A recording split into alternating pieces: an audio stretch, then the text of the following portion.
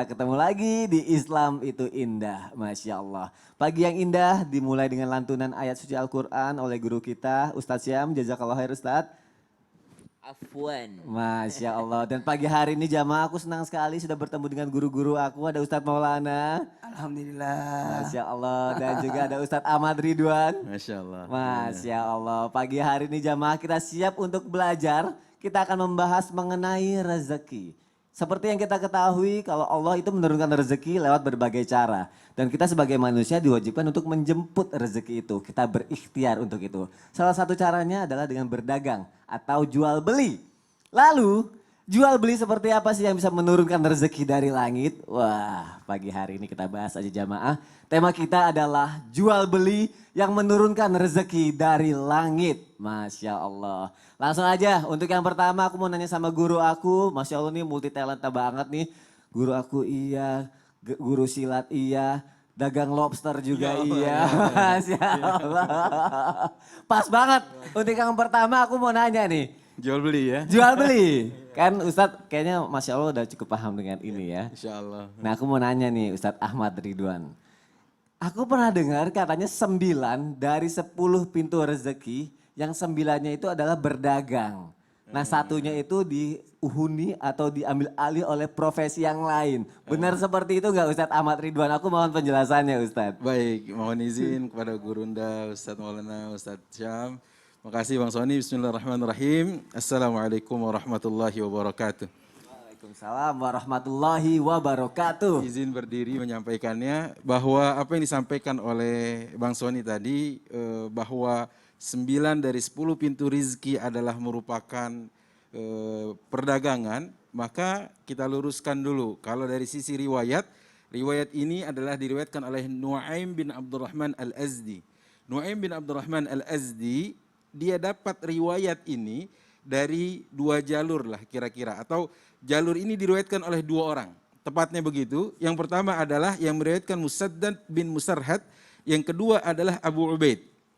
Nah keduanya meriwayatkan dari Daud bin Abi Hind. Kalau lihat riwayatnya begitu. Nah ternyata ditelaah oleh ulama hadis atau riwayat ini ada 2 catatan. Yang pertama siapa Nu'aim bin Abdurrahman Al-Azdi? Statusnya majhul. Majhul itu artinya tidak diketahui. Gitu. Yang kedua status dia adalah tabi'in. Kalau tabi'in berarti la yaltaqi bin Nabi SAW, dia enggak ketemu Nabi SAW. Kalau dia enggak ketemu Nabi SAW, kemudian dia mengatakan bahwa dia mendengar dari Rasulullah SAW, berarti status hadisnya adalah bermasalah. Karena di sini mursal. Mursal itu artinya dia lempar hadis itu ke atas, kemudian hadis itu dia tidak menyebutkan siapa perantara antara dia dengan Rasulullah SAW. Begitu. Nah, namun kalau dilihat substansi hadisnya atau matannya, riwayat ini nggak salah. Dalam arti bahwa perdagangan ini memang begitu banyak membuka pintu-pintu rizki. Bahkan Rasulullah SAW adalah pedagang. Abdurrahman bin Auf pedagang. Abu Bakar As-Siddiq radhiyallahu anhum ajma'in pedagang. Utsman bin Affan pedagang. Kemudian ada Suhaib bin Sinan Ar-Rumi pedagang. Bahkan Imam Abu Hanifah pedagang. Al-Lais rahimahumullahu jami'an pedagang. Nah, tetapi kalau melihat apa yang dikatakan oleh para ulama di dalam komentar tentang riwayat-riwayat ini, boleh jadi ini ungkapan dari Nu'aim bin Abdurrahman Al-Azdi. Karena dia mengalami betul ya kondisi di mana 9 dari 10 pintu-pintu rizki yang Allah sediakan ternyata didapat dari perdagangan. Dan beliau memberi catatan 10%-nya, berarti kan tadi 90%. Ya. Ya, 10%-nya adalah as-saimah, yakni al-ghanam. Apa itu? Dari ternak, gembala, domba. Oh, tidak disebutkan lobster di situ. Gitu ya.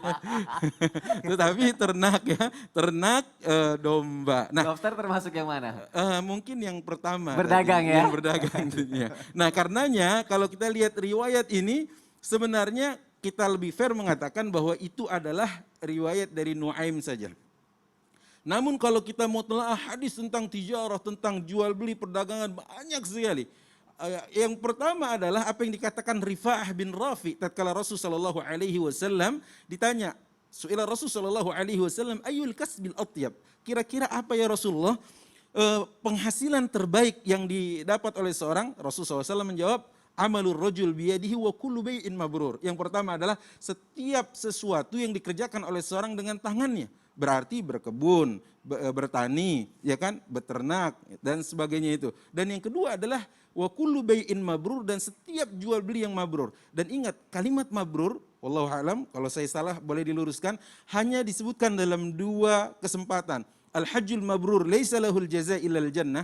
Haji yang mabrur tidak ada balasan yang sempurna, yang seimbang baginya kecuali surga. Yang kedua ini, wa kullu bai'in mabrur. Nah, ini yang pertama. Yang kedua, Rasulullah SAW menyatakan bahwa sebaik-baiknya perbuatan adalah perbuatan yang dikerjakan oleh seorang dengan tangannya. Dan ketahuilah, katanya, Nabiullah Daud alaihi salam dulu mengerjakan hal itu. Dan cukuplah kafabina ilman wa amalan, cukuplah bagi kita ilmu dan pengamalan apa yang dilakukan oleh Rasulullah SAW. Bahwa beliau adalah seorang pedagang, dan perdagangan yang beliau lakukan, rijalun la tulhihim tijaratun.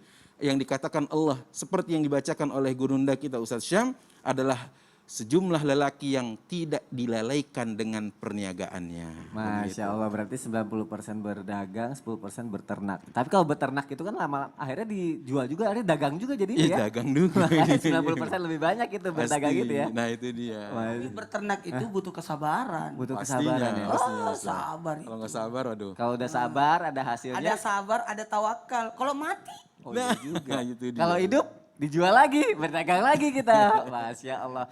Jazakallah khair, Ustaz Ahmad Ridwan. Masya Allah, kita belajar pagi hari ini jamaah supaya perdagangan kita ini bisa mendapat rezeki dari Allah yang benar-benar berkah ya. Dan biasanya kalau kita berdagang kan pasti ada tawar-menawarnya juga nih antara penjual sama pembeli. Kira-kira pemirsa atau jamaah yang ada di rumah termasuk nawar-menawarnya seperti apa? Ini ada tayangan dulu nih yang mau aku kasih lihat untuk jamaah yang ada di